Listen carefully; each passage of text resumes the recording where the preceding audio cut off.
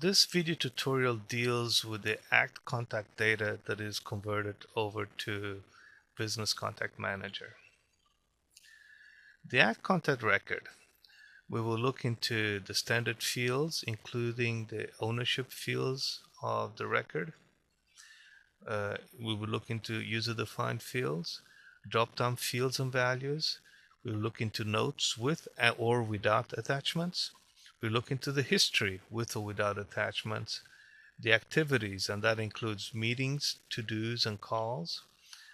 We'll look into the groups and opportunities, as well as secondary contact, and finally into any document that is attached to the ACT contact.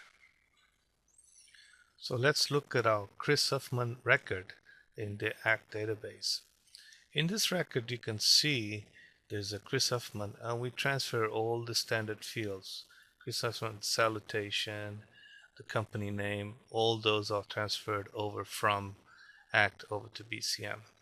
Of interest is the drop-down fields. So here you have title, which is a drop-down field with a variety of values that are also transferred over. So these values will be available for you in BCM. And the same thing with the department, ID status, we do the same thing, as well as any user-defined fields. For example, customer ID here, we will put customer ID and we'll create a user-defined field in BCM with customer ID. And any trivia, anything that you may have, those also come over. In addition, we also bring in the record manager field. So if this record is owned by Chris Huffman in BCM, the ownership will be by Chris Huffman herself. Any user fields that we see as well, they will come over under the same name into Business Contact Manager.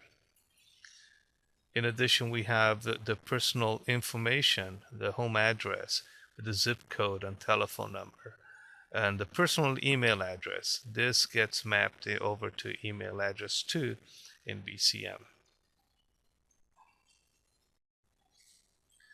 So now let's look at the notes section of the contact. On the notes section, we really want to see the dates, as well as the time of the note, the details of the note. And if there's any attachment, you want to be able to open the attachment. So this attachment should also come over from ACT over to BCM.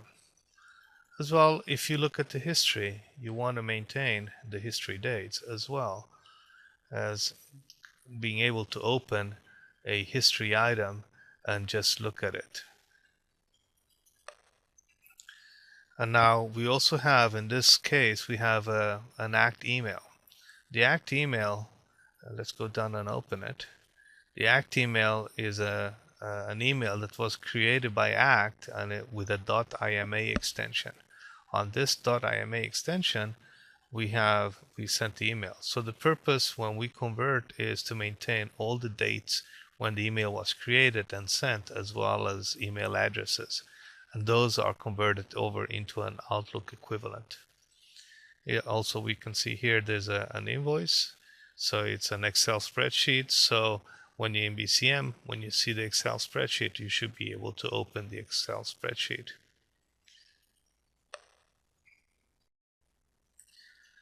All ACT activities are brought over to the Outlook PST file that you can then copy across multiple nodes on the network. And the ACT activities are all linked to the appropriate contacts in BCM. Our objective is to bring over the opportunities and try to make them as much the same as they are in ACT and in BCM. So if you would click on an opportunity, the products will be the same, and any details with the opportunity, those products and prices are the same, and that data comes over to BCM into the opportunities folder. Going to the groups, we take all the groups, the major static or the static groups membership for the contact, and we make those categories in Outlook, as well as any dynamic group membership. So all the dynamic group membership and the static membership makes it over to Outlook as categories.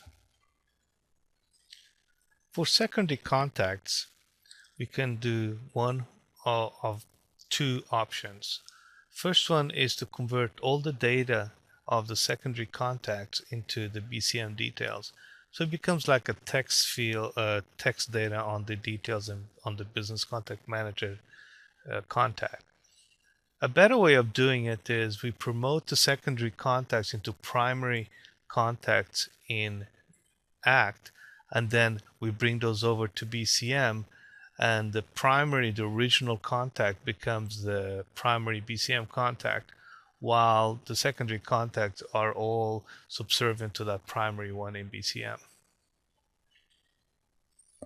So looking at the secondary contact screen, we can see that we have two contacts, and those will make it into BCM as text or as contacts that are dependent on the main contact being Chris Huffman. And finally, we have the documents.